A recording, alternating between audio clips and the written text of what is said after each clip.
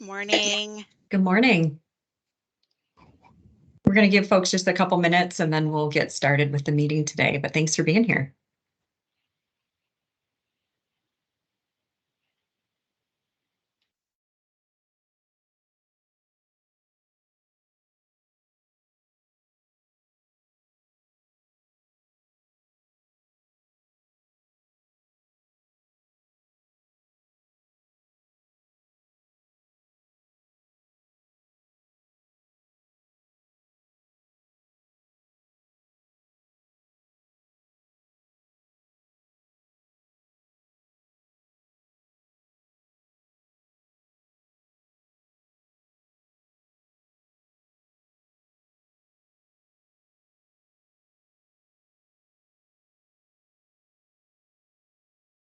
Hello, there's a couple just joined.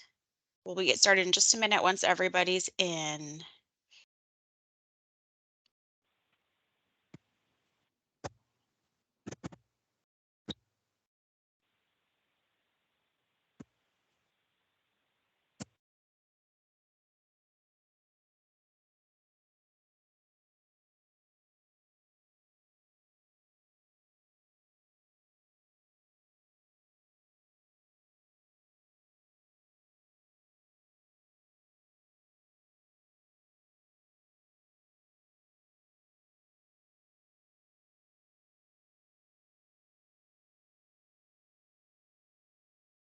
We are starting out with everyone muted, but we will give you a chance to chat in a little bit.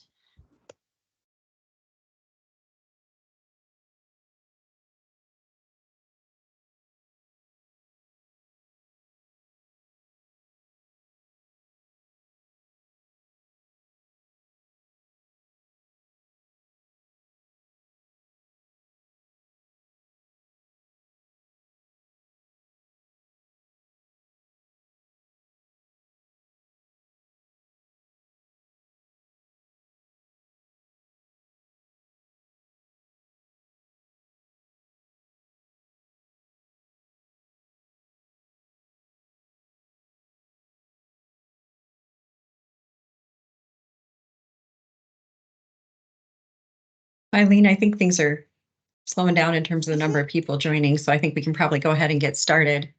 I'll keep an eye on it and keep letting people in. Sounds good. Thanks. Well, good morning, everybody. Thanks for joining us today. We appreciate your interest in the Great Lakes and Water Stewardship Education and Outreach draft project concept for requests for proposals. Appreciate your time today and joining us. And just want to introduce myself and my colleague, Eileen Bukestein. I'm Emily Finnell. I'm the Great Lakes Senior Advisor and Strategist, and I lead Michigan's Office of the Great Lakes with EGLE. And I'm joined here with my colleague, Eileen Bukestein, EGLE's Environmental Education Coordinator.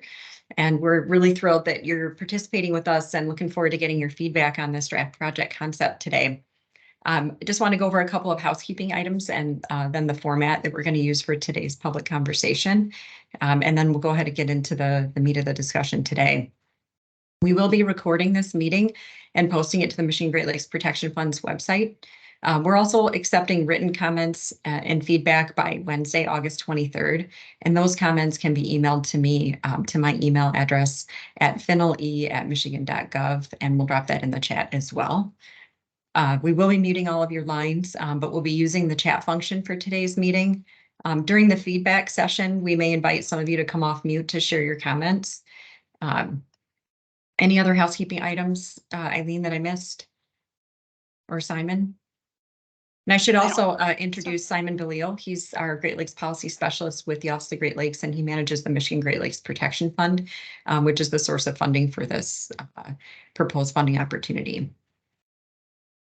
So with that, let me go ahead and get started. The purpose of today's meeting is really to have an opportunity for Eileen and I and Simon to hear your feedback from on-the-ground experts in Great Lakes Education and Outreach on this draft project concept. We want to make sure that we're heading in the right direction on this draft RFP and that this project and approach would be valuable to your work and supporting your needs, as well as identifying opportunities for the state to really add value and our work to engage and invest and support Great Lakes education and outreach efforts across the state. Based on the feedback that we get from our conversation today and through any written comments that we receive, we hope to revise the concept for the project and plan to issue a request for proposals later this year. Or depending on the feedback that we receive, we may consider a different approach to address the needs of our partners across the state. I do want to give some acknowledgement and credit to an interagency work group that's been working with us to develop this request for proposals over the last year or so.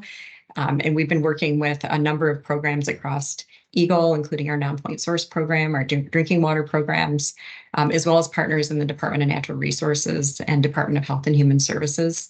So this has been a collaborative kind of multi-agency effort.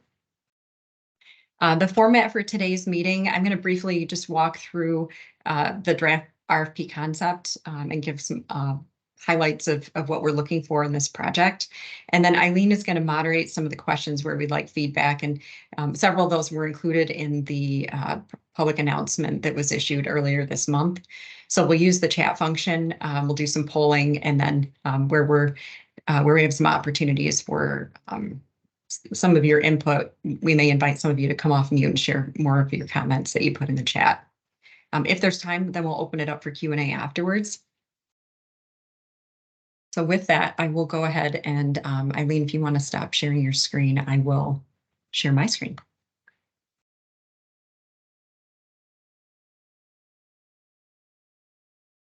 All right, is everybody seeing the draft request for proposals project concept now? Great. Yes. So we posted to our website on the Michigan Great Lakes Protection Fund website just the first 3 pages, which basically gives you an overview of the proposed project, what we're envisioning the key project tasks being, and the deliverables. And I'm just going to walk through this briefly, but what I hope that you'll take away from this is that the proposed project is really intended to be a very collaborative, participatory approach project. So it's really important to us to bring together all the groups that are working on Great Lakes education and outreach across the state. In particular, those that are targeting sort of the broader general public. So this project is targeting all ages, all Michiganders across the state, not just K through 12, where we have some other specific efforts that are more targeted towards that audience. But the overall project is really to help us understand what are the successes and challenges in delivering equitable place-based Great Lakes education and water-related education and outreach programming across the state. So we want to focus on Great Lakes literacy, but also how do we build that broader literacy across all residents across the state and really drive stewardship actions and behaviors. So there's a couple of key components to the project to help us understand kind of where we're at, what's the playing field, and what are the needs and gaps and opportunities going forward. So the first part of the project is really focusing on that statewide needs assessment, identifying opportunities to build upon successful efforts. We know there's a lot of great work that's already happening, and there's lots of new funding that's available right now that's helping to support more water education and workforce development. So we want to look at building upon successful efforts and best practices that are focused around increasing Michiganders' knowledge on Great Lakes literacy principles and then promoting those stewardship actions. So how do we know that the programming that we're delivering is actually having an impact on people's day-to-day actions on the ground? And then we want to identify what those barriers and needs are and what resources are needed to help overcome those challenges and improve equity. One of the pieces of the project will be just to begin with, starting with the social network analysis. And for those of you who may not be familiar with that term, it's starting to become used a little bit more broadly, but it's essentially looking at, the community of organizations across the state that are working on Great Lakes education and outreach efforts, and really understanding who are they targeting in terms of their programming and specific audiences, and what are the water issues that they're focusing on. And then where are there opportunities for us to better collaborate and coordinate our efforts across those shared priorities and address gaps too in some of those audiences issues. So a key piece of the project is going to focus on starting with that social network analysis and identifying who are all the key players across the state and how are they working together. And then from that work, working with those groups that have been identified to actually conduct that needs assessment. As I mentioned, this is part of a larger effort that our office has been working on in partnership with Eileen through our Environmental Education Coordination Program, also with the MySTEM Network, which is part of the Labor and Economic Opportunity Agency. We've had a lot of specific efforts around K through 12. We want to really broaden that out now and start looking more at all ages across the state. So the goal of this project is really, and the results of the project are going to hopefully inform future programming for the state and for our programs to support and help inform some of our future funding priorities. So we want to create this broader statewide strategy that can then inform where we decide to go after other state federal dollars and target the resources that we already have. So I already mentioned, some of the specific tasks, the social network analysis.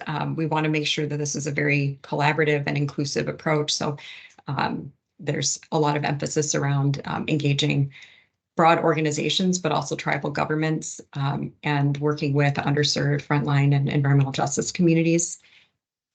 That whole approach for the social network analysis then informs the statewide needs assessment. So one of the things that's really important to us with this project is that it doesn't just involve survey work, but that there's a lot of in-person engagement with partners. So we want to make sure that there's some workshops and opportunities for people to come together and listen and learn from each other, and then help inform the strategy going forward.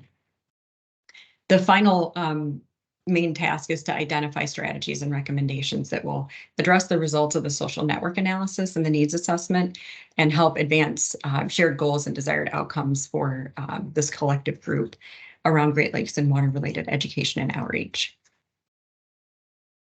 We are envisioning funding one applicant for approximately $200,000 to do this project, and we think it'll take somewhere between 1 to 2 years. I'm not going to get too deep into the background. You can read that narrative, but it just sort of speaks to some of the work that we've done in the past as partners around Great Lakes literacy. And you may have been familiar with some of the work the Office of Great Lakes had done on the Michigan Water Strategy. So there is some inspiration from the water strategy and several of the recommendations that were part of the first chapter of that strategy, which focuses around fostering Great Lakes stewardship. But as I mentioned earlier, we recognize that there's a lot of agencies and organizations, and many of you are also implementing these on-the-ground projects and working towards similar goals. And we want to make sure that we're informing our future efforts and our collective work together and really understand what those needs and current barriers, gaps, and challenges are, and how we might be able to bring some resources to help address those going forward. We're also very much focusing through this RFP project concept around equity. And that's something that hasn't, I think, historically been as much of a focus in a lot of our environmental and natural resource education. And we really want to make sure that that's a huge focus of our work going forward. So we want to learn from all of you and learn together as a community on how we can really increase those opportunities and have more of an impact and be more inclusive in our work. The deliverables are consistent with the tasks that I already mentioned. The social network analysis, the statewide needs assessment. We also want the project to include a brief review of the body of work and literature behind some of the social science work that's been done, and some of the instruments that exist already on evaluating the impact of education outreach programming on stewardship behaviors and knowledge, attitudes, and perceptions. And then the final deliverable is really a summary of those findings, what those successful efforts and best practices are in education and outreach, and then some specific recommendations and strategies that we can work on together moving forward. We do expect that the interagency work group that I mentioned earlier will be very involved in this project because we're hoping that the results of this work will help inform our collaborative work across state agencies, as well as our work with partners across the state.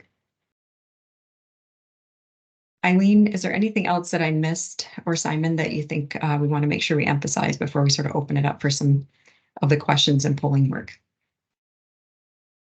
I don't think so. All right, well, then I will stop sharing my screen and I can pull this back up if we need to, but I'll turn it over to you. Okay. Well, thank you, Emily, for giving the overview. So as those of you who reviewed the announcement for this meeting, which was probably all of you because here you are at the meeting. As you saw that we had some specific questions about this RFP that we really wanted to get some feedback on before we officially released it. Basically, is it something that's actually going to add value to your work? Some of you may be on the call because you're interested in applying to be the person who does the work on the RFP, but we also really wanted to get feedback from those of you who are doing on the ground work in education and outreach with a variety of audiences to understand if this outcome of this would really be useful to you. So we have a few questions that I am going to go through on the slides here, and then we'll have a poll pop up. So there's a couple folks I think who are on the phone. So if you're on the phone and you desperately want to respond to the poll, that's something that you can respond to with written comments sent to Emily, as she discussed earlier too, or when we have a little bit of time for actual verbal discussion, we can get you sharing your feedback at that point as well. So there's 5 questions. The polls are very simple. They're yes or no's, and for the most part. And we just ask, feel free to be honest. It's totally fine if the answer is no, it's not valuable. We just want to know that information.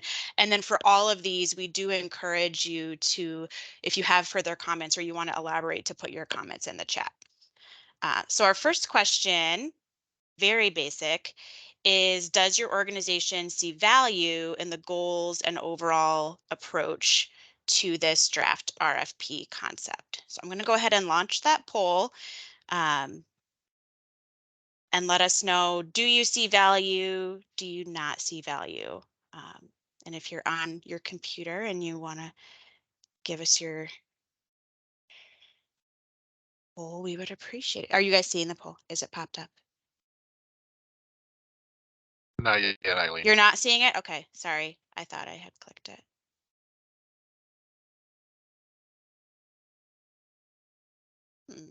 That looks like it switched to the next slide. Okay, so you're seeing the question, but you're not seeing the poll.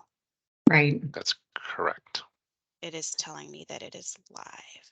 So let's see what happens when I click this button. Oh, there it goes. We go.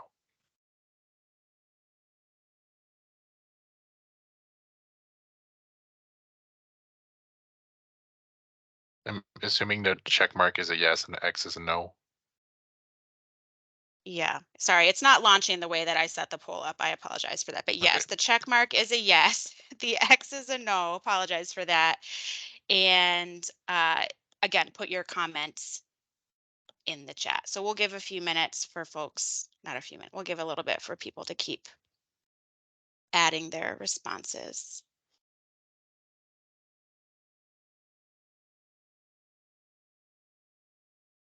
Kind of let it go, and yeah, feel free to put your comments in the chat there. And Emily and Simon, if you're seeing things in the chat that you want to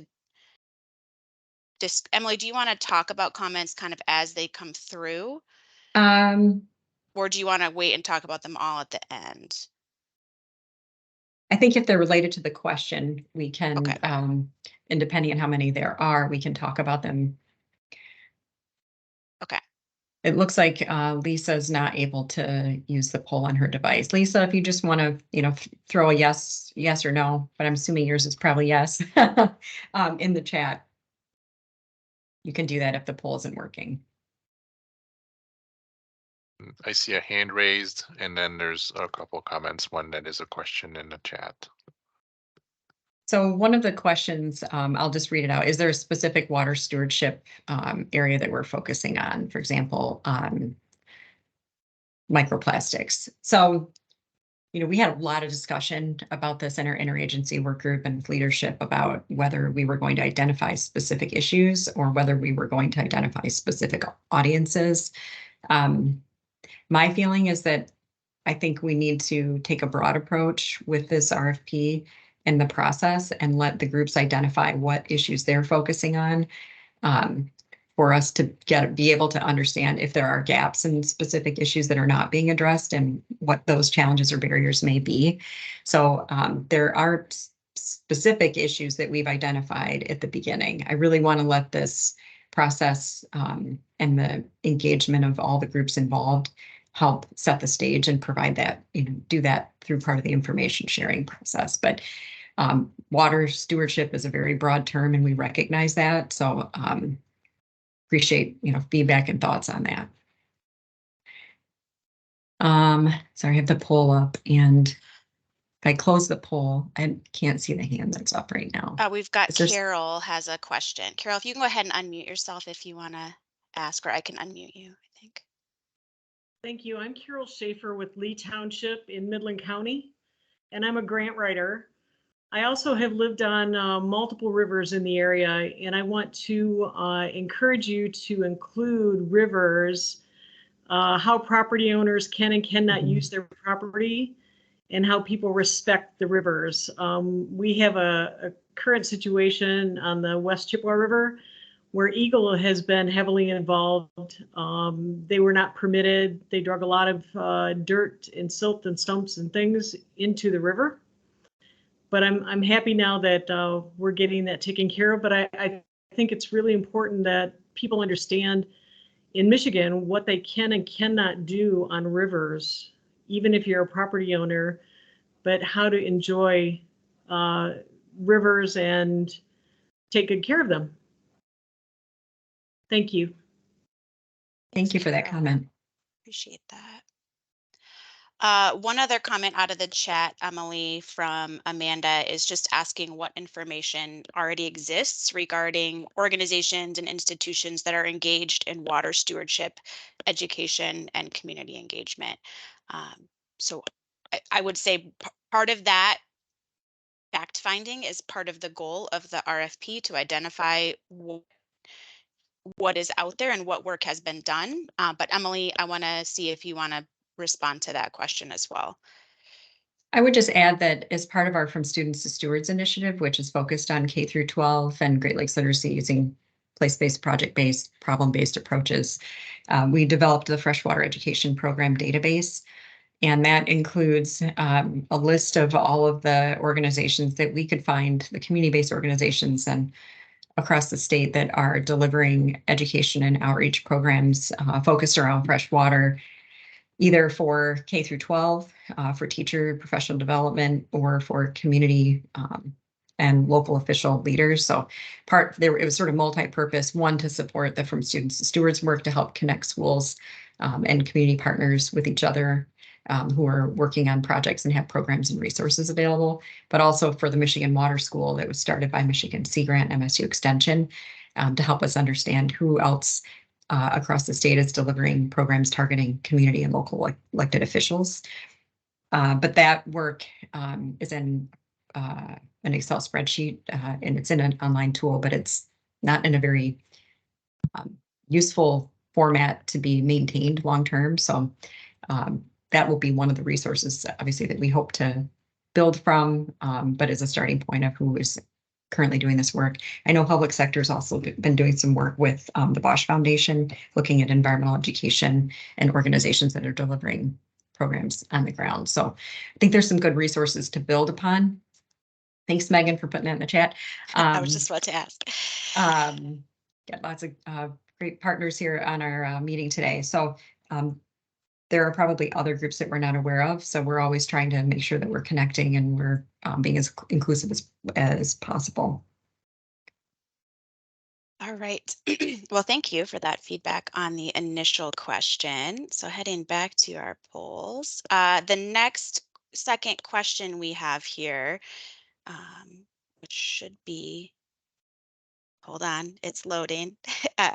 Would your organization be interested and willing in participating in the collaborative process to help inform the development of a statewide strategy for Great Lakes education and outreach for watershed stewardship?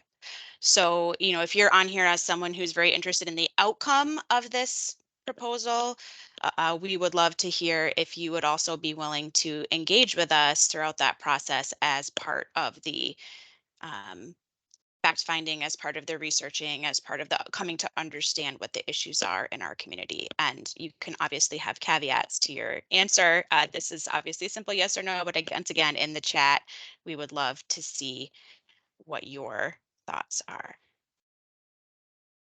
I mean, it looks like the poll was launched as expected. Good. You This can one see the works. poll this time? Yes, this one Yes. Good. works. Thank you.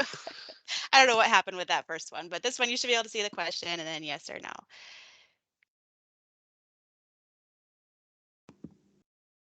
Go ahead and Great.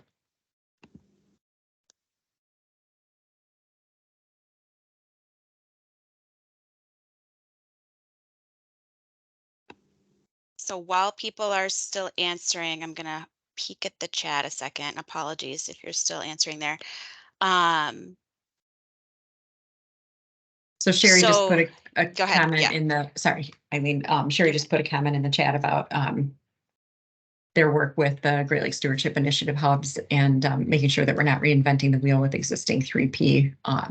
That's the place-based, problem-based, project-based learning, if they exist. So that's absolutely why we want to make sure this project is inclusive of, successful efforts, exemplar programs.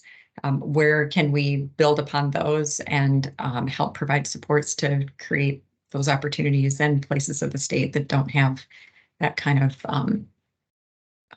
programmatic support or implementation. So we definitely don't want to reinvent the wheel. That's absolutely why we want to use a collaborative participatory approach to make sure that we capture as much as we can about what's happening that's working well, and how can we replicate those tools and expand upon those across the state.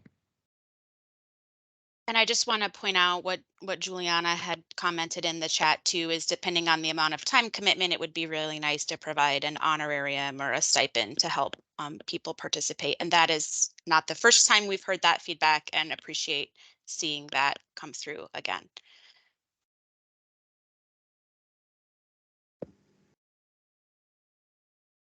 Any other specific questions on this component of that?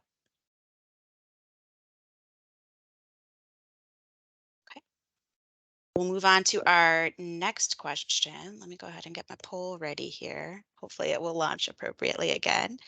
So the next question is, does the draft RFP concept address needs and gaps that you've identified in achieving Great Lakes education outreach and programming goals?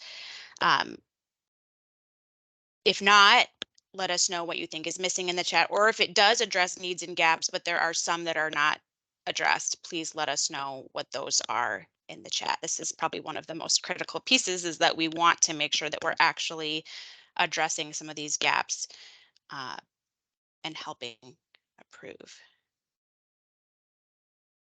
And if your answer is no, we would love to hear what you're thinking is missing. What do we need to hear more of? Go over the chat and just see what people are saying.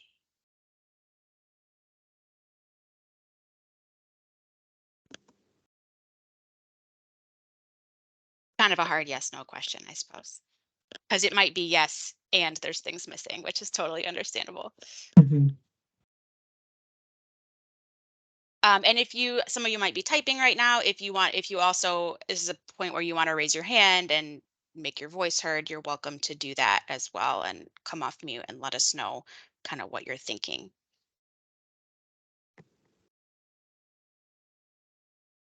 So Emily, Amanda mentions the RFP is unspecific with the use of the words equity and needs gaps. I don't know if you want to elaborate on that, Amanda.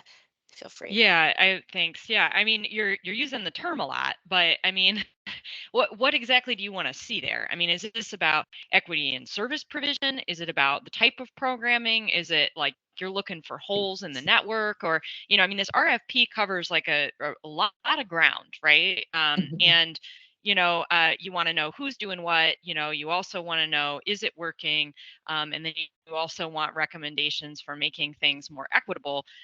So that's where I'm kind of wondering here. You must, if you're giving people funding to do education and outreach, have some records of who's already plugged into that network. And if you don't, then that would be something to maybe start keeping immediately, right? Like there must be some records out there of where the money that exists for stewardship education is going.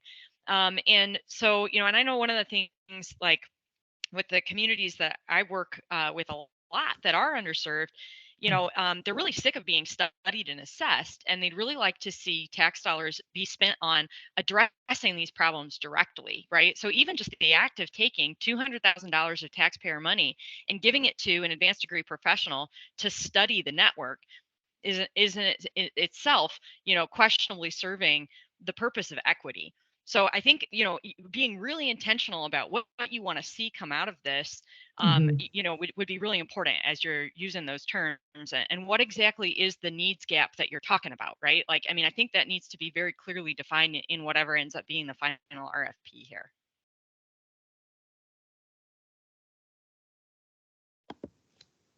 That's a great comment. Thank you for that. We might want to follow up with you to have some more conversation about that, but I think that that's one of the questions in our minds of, you know, is the greatest investment in putting more money on the ground or more work in communities, or is there greater, is it sort of both? Do we need this broader understanding of where things are working well, where are there gaps in terms of delivering programming and in the existing network? I think your question about, do we have a good idea of where projects are already being implemented on the ground in communities and where there are gaps? I don't know if anybody has done that kind of analysis yet on the kinds of on the ground projects that are happening, and are they impacting and directly benefiting underserved communities. I'm not aware of anything like that that's happening. I would guess that we probably don't have that information in one place. Is there value in that? Or do we just start putting more money directly out on the ground to address those areas so that we're taking those tax dollars and providing immediate benefits? So, well, Emily, I also want to add, yeah. we do know like where money has gone and who has been doing work. What we don't know is who's doing the work that hasn't received the money in the past. And so part of that conversation is trying to figure out who's doing this work in really great ways that we might not be aware of because they're not plugged into the network. And so some of it is just discovering some of these programs that we just could be providing support to, but for whatever reason, haven't been connected to us. But appreciate that clarification of how to phrase that and how to make sure that we're actually addressing a problem and not just overstudying a population. Mhm. I do see a hand up. Genevieve, if you would like to comment. Hi, yes, this is Genevieve. I'm from the Belle Isle Conservancy and the Detroit River Binational Coalition. And I think some of like when I do the work I do, which is very specific on plastic pollution in our Detroit River and Great Lakes region, in both the US and Canada, I feel that our network in Michigan is not as big or as vocal as other places around the country or world. And in some cases, we're a little bit behind, you know, for example, the ban on banning plastic and things like that. So I think there's like an element of understanding what is happening globally and how we can really challenge Michigan to move forward in those ways. You know, I was very lucky and had special accreditation to attend the United Nations Ocean Conference, in which I did not see a ton of American representation, but understanding how, you know, not to only my biggest understanding of water conservation is through ocean conservation at the local level, which is what I call it, but just kind of understanding best practices that are happening, you know, globally and regionally, and then being able to tailor it to Michigan. So I see when it comes to water stewardship, there are a lot of people doing great things in different areas, but some other areas that also need focus, we're just culturally a little bit behind on in Michigan, and or there's small organizations, like you said, who aren't tapped in. You know, I designed a network for the Michigan, Ontario region for this specific reason, because I wasn't finding my network, and I wanted to see who was doing the work. So I think there's just an element of going beyond what's needed in water stewardship that's already happening in Michigan, but like what's needed and how can we push forward on that, shifting our culture. Those are great comments. Thank you. Emily, a There's- couple things out of the chat I wanted to just call out. One, Sally says it's unclear how exemplary programs will be identified and assessed. And I thought maybe there are some pieces in the RFP that might speak to that if you wanted to comment on that. Yeah, I think it's clear that the RFP is really broad. There's lots of things that we're trying to include. And I think, we're going to need to come back to our interagency group and see if we need to maybe make it a little more focused. In terms of identifying exemplar programs, I think we were envisioning that would be part of the social network analysis. So in the way that is done, that there'll be information collected about organizations and their work. I think this project, we would have to significantly increase the budget if we were going to start doing, trying to go down the path of being able to evaluate, programs. We're not trying to evaluate on the ground programs, but to be able to listen and learn and document from what has already been done to evaluate the effectiveness based on those programs using different kinds of survey instruments and tools to measure impact. So we probably could make that a little bit clearer in the RFP. I don't have a lot more to add on that, but I'm thinking more about ways that we could do that in terms of refining our language. So, Eileen, if you have other thoughts on that.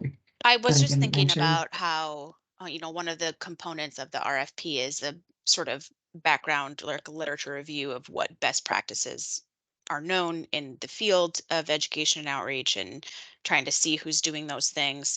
I do see Amanda's hand up, and knowing that she has expertise in this area, would be happy to hear what she has to add. Oh, you're muted, Amanda. Sorry. Yeah, a network analysis typically is going to tell you, a social network analysis is typically going to tell you about what are the density of ties between organizations and who is giving resources, who's receiving resources, and so based on that, you can create who's the biggest sort of node in a web of ties between institutions. So nothing about that to me, just to back to the question about how do we identify exemplary programs, nothing about that is going to identify whether or not the programming is exemplary other than who is most active. So just to be clear about that. Yeah, I think thanks for that. We're pairing the social network analysis with some additional survey work to be able to identify, we're kind of loosely using this term needs assessment, but it's sort of the needs assessment, but also trying to gather information about where programs, where there are programs that are exemplary that have used some kind of instruments to measure the impact of their programs, and they're seeing signs of effectiveness and, positive impact. So there's a lot of pieces that are sort of layered, but you're correct. The social network analysis is really looking at the relationships between the organizations and how the frequency of interactions and kind of how they're connected in the network. And the needs assessment is more about gaps, needs, barriers, challenges. Not sure what else to call. Then they're sort of looking at the exemplar case studies, exemplar best practices, looking at the literature review, but also looking at, where programs in the state have done evaluations of their programs. So, and I think we're interested in learning more about the programs that have done that evaluative work to see what they've learned and if there's ways that we can replicate that. For example, the non-point source program, their grants require use of a survey tool to evaluate the impact of education outreach efforts that are funded in support of those projects. There are other tools like that. So, but there's nothing that's really used statewide or universally that helps us really understand how the broader, residents in the state, what their level of knowledge, awareness, and understanding is about water literacy and water stewardship behaviors and actions that may be resulting from programming. And then I just want to mention before we move to the next, a couple comments just about, again, we've talked about this is pretty broad and maybe there is a need to clarify or sort of focus in on the type, what we mean by education and outreach, what particular type of outreach it means. Does it include things like career pathways and academic programs? Does it include things like, when we talk about Great Lakes, water stewardship, does it include our inland lakes, rivers, and streams? So just adding some clarity to that language so that it's really straightforward and clear on what we're trying to achieve. So thank you for that. Genevieve, your hand is still up. I just want to make sure that you were able to say what you needed to say, or if you had another comment before we moved on. No, I apologize. I just Okay, didn't pull it. you're fine. Okay, so in the interest of time, and some of these I think we will maybe, if folks are amenable, follow up and have some further conversation. We're going to move on to some additional questions, and then hopefully we'll have time we can come back to anything at the end if you want to talk more about those. So question being, would the results of this project, if implemented, be useful in guiding the work of your organization? And you can feel free again to say yes or no and elaborate in the chat on how you feel about that answer. And if it's yes, it would be useful if it included XYZ, we would be happy to hear that as well. So I'm going to take a look at the chat while you folks are answering to see if there's anything here. All right, I'm not seeing anything in the chat yet, but let's see. I'm seeing a hand. If you, Genevieve, if you want to go ahead, you're welcome to comment, add your comment, or if you're still up. Sorry, you're still up. Sorry, I was gonna take I apologize. I'm clearly That's okay. I thought it went down and then it came back up. So I was like, maybe she does want to ask.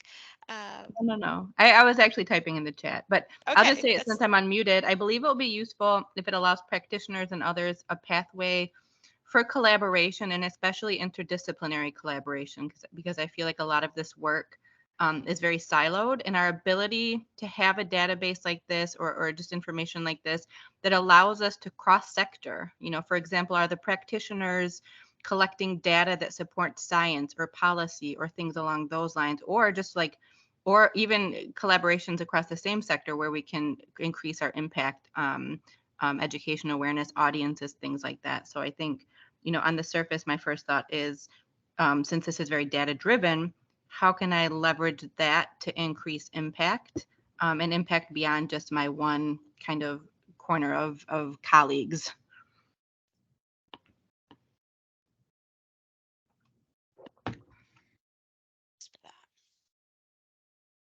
Any other additional comments to that one that anybody wants to make? We've talked a little bit about what needs to be tweaked in order to do that.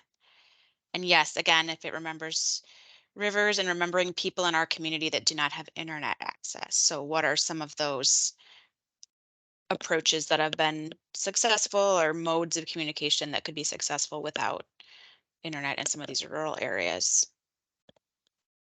Yeah, I'll just make a comment about that. I think, our vision was that this would be, broadly encompassing water resources, all water resources of the state.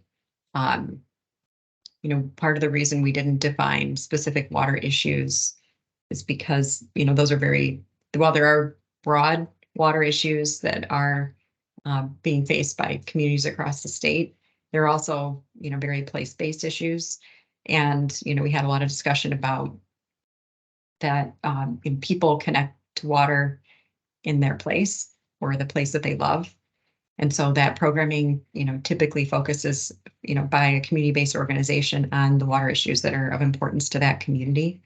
And we didn't want to dictate what those issues are that would be of focus to the program, but we want to understand what are those priority issues that are being addressed in communities, and, be able to sort of look at that geographically across the state and see where there are common water issues, where are there gaps in water issue programming needs. Sort of narrowing it down from that space. So In terms of how the result of the program would be useful for individual water issues, it would be based on, the vision is that it would be based on, the groups that are participating, the issues that are identified as part of that broader statewide discussion. And that it would be inclusive of a variety of water issues across the state that are both community-based and universal. I kind of follow up to that. Clay's wondering if there are any legislators or their staff informed or providing input to the process. I wouldn't say that we've not, and this was open for a public conversation. There hasn't been specific discussion with the any specific legislative offices about this funding opportunity. That's not to say that, we don't have, we have communications, through our legislative liaisons to the legislature about a variety of issues that EGLE is working on, and they are kept informed, I think, on work that the Office of the Great Lakes is doing through our annual State of the Great Lakes report. So, but not specific direct conversations.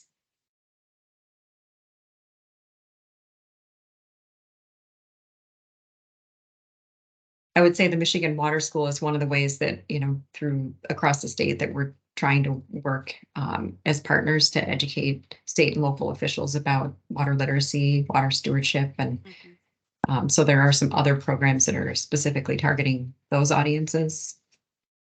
Recognizing that Clay's hands up. Clay, yeah, if you want to elaborate.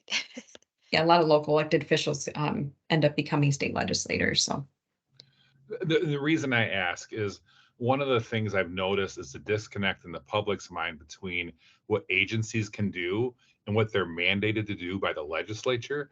So one of the big educational hurdles I think that we should address, and this is just my 2 cents after talking to EGLE staff and others across, in my role at Grand Valley, is that people get angry at the wrong, or they're concerned at the wrong people, right? So like EGLE implements what the state legislature legislates, right? So like teaching people even the process or the policy process, and it would seem to me like this, and even this initiative, like actively seeking some staff to be a part of it might be a wise move if we could kind of make a link there. Because going back to a previous question about tax dollars and money getting spent in the right area, like it does seem that there's usually not a lot of money for education, right? That's like the last thing that gets funded.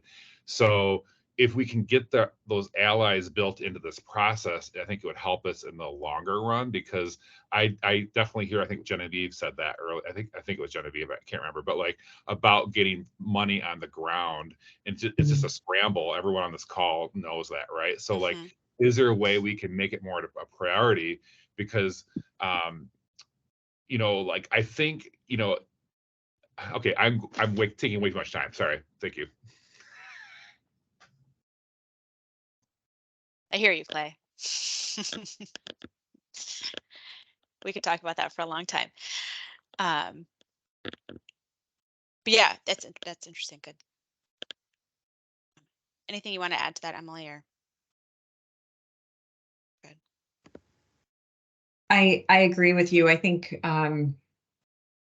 there's the general public just doesn't, there's a lot more work we need to do as agencies to educate the public about what our authorities are. It's a tough conversation, because, the public doesn't want to hear that the regulatory agencies, for example, don't have authority. And it's a hard message to communicate. We'll talk to your legislators if you want, these are our authorities, if you want the laws changed. So I think how we approach these, educating people about these issues and things that they can do, there are different, it's part of the conversation about things that individuals can do. There are things that agencies can do. There are things that legislators can do. There's things that local units of government can do. So it's really important, I think, for this RFP, we're focused on individual actions, individual behaviors, and that can mean then, helping to educate your local legislator about these issues, and becoming an advocate for, environmental water stewardship issues, and working with your local legislators on laws and policy changes. So that's how I would approach it. But there's like 9 million people that we have to work on to like help. And I think it's important to start with the basics and also then, try to, as you all know, help people feel empowered and not overwhelmed, because environmental issues are very overwhelming, and it can create a lot of apathy. So Thank you for that. there's another comment in the chat. I think it's just more of a comment. I'd like to have EGLE water links at our township of 1,400 underserved. So I'm not sure what the water links are, Carol. If you can maybe add something to the chat, make it a law. Let's see if I can get my chat open. Am I open? You're good. We can hear you, Carol. If you want to just let us Oh, know hi. more what you meant. I'm Carol Schaefer. I'm Carol Schaefer. I'm a grant writer in Lee Township. And also I've lived on the rivers, okay, for a long time. We don't have a network. We don't have anyone in the Midland area that is trying to conserve and help our waterways. And we've got the Chippewa, the Pine, the Tibbetawasi, and then our local township of 1,400. We need to have something with global warming that puts emergency into this and, make it a law. Respond quicker. Kind of like if you see something, say something. So it might be one of those like community-based issues that would be addressed. Right. I did spend 10 years in learning and development for Dow Corning Corporation at one time. So I feel for you guys. I know what you're up against, I think. And I thank you for all your effort. Well, I'll get to in just a Carol. moment, Amanda. This is our last question up on the screen, just as how we've talked a lot about this throughout, but if there are other ways that you think this project concept could be improved to more effectively meet the needs of your organization or of the communities that you work with, or to meet these outcomes of really enhancing Great Lakes education and outreach on watershed stewardship, let us know. Feel free to continue sharing your thoughts in the chat, raising your hand.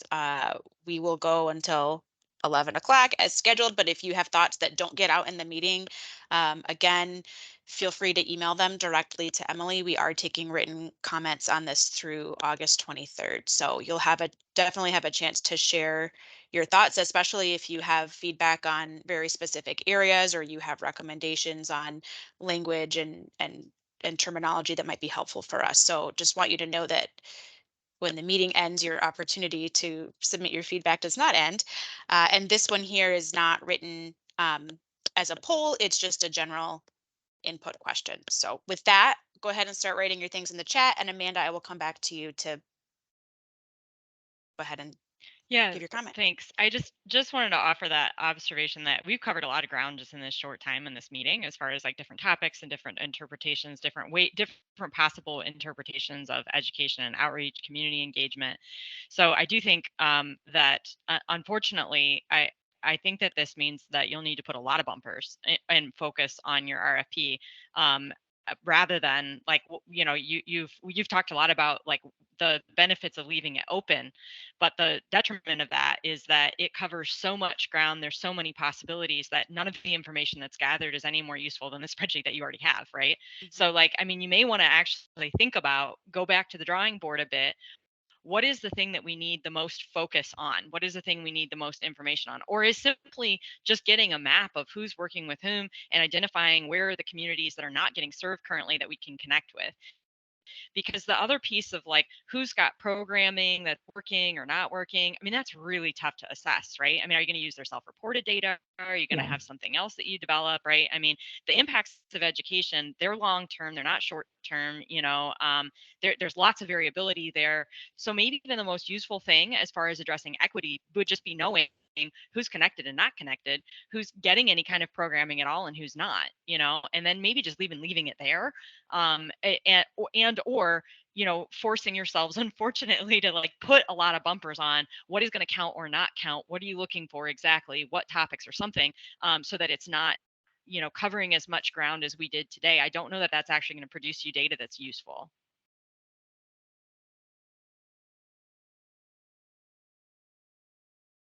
Yeah, I appreciate that. And I wonder too sometimes if, yeah, I'll just leave it there. I think that's really helpful. I think that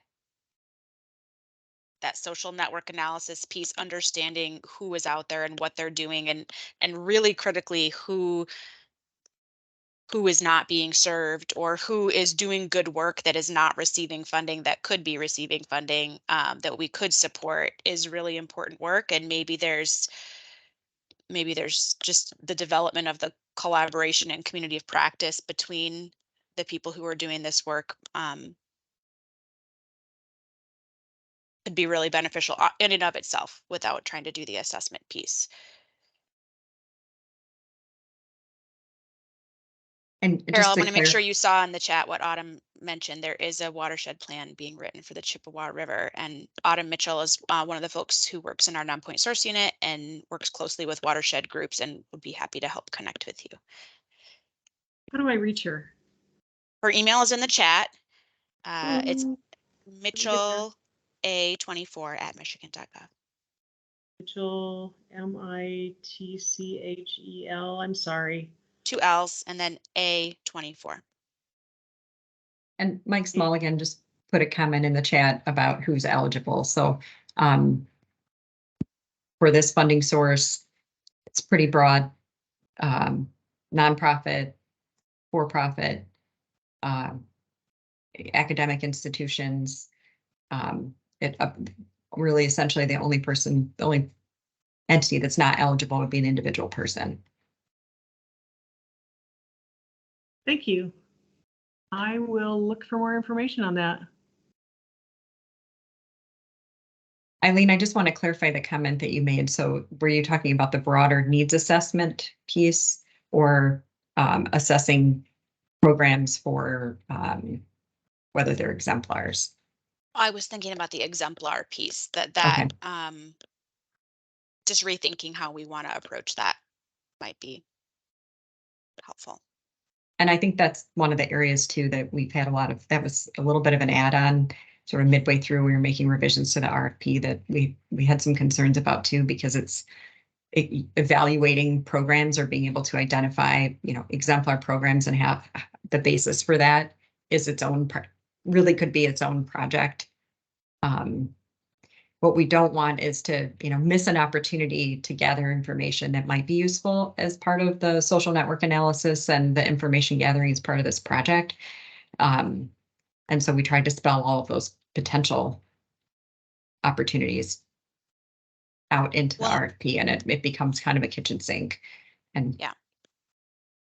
And part of it is thinking ahead to your previous point, Amanda, about if this is information that we might want to gather in the future, can we try to gather it at once so that we're not coming back to the same people asking for more information again and again and again? But that needs to be balanced with, how much do we actually need that information versus, when are we ready to just start supporting folks on the ground? And the ultimate goal really is to help us better understand how to direct our support and our funding, where it's most needed and where it has the biggest impact. We did have another comment agreeing with have just the social network analysis from the chat. I just want to make sure we have a minute to close out the meeting on some final remarks, and get everybody out of here back to your schedules. Just want to remind folks that we've recorded the meeting today. We'll be posting it on the Michigan Great Lakes Protection Fund website. If you didn't get a chance to share your thoughts with us today, and you did and you want to expand upon those, please feel free to send us written comments or feedback by Wednesday, August 23rd. And those can be emailed to my email, which Simon put in the chat. It's also in the public announcement. So Simon, if you want to drop that in there again. And I just want to say thank you to all of you for your time today, and really meaningful engagement and sharing your open and honest thoughts and feedback with us. We really want to make sure that we're putting these dollars in the most meaningful and impactful place that's going to add the greatest value. And if that means we need to make adjustments or scale or refocus and refine, we absolutely want that feedback and to make sure that these dollars are best used. So thank you all for your work in this space, helping to build Great Lakes water stewards across the state. And we will look forward to hopefully putting out a funding opportunity later this year that reflects and incorporates all of your comments. And we may follow up with a few of you on some of the comments that you shared today. So just want to say thank you. Appreciate your time, and we'll look forward to continuing to work with you on this really important topic going forward. Thank you. Thank you so much, everybody.